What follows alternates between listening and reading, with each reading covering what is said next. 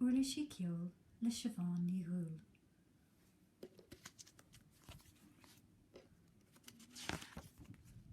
Caibidil le hain cannag Uirlisí leanach a ceathair.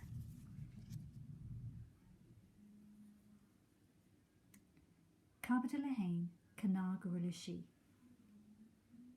Cannag Uirlisí atá ag na ceoltóirí seo fad. Bualann an ceoltóir an rhythm fad is a bhaireann an píosa ceoil.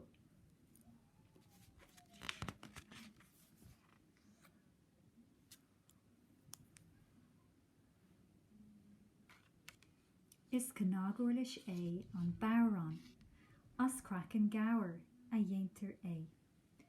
Úsáidtear an bárán chun an rhythm a bhuala fad is a bhaireann an píosa ceoil.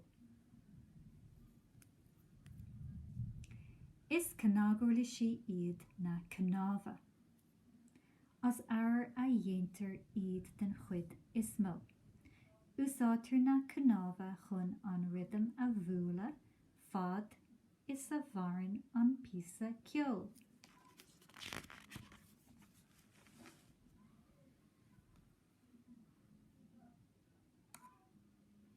Is cannag Uirlisí iad na spúnóga chomh maith.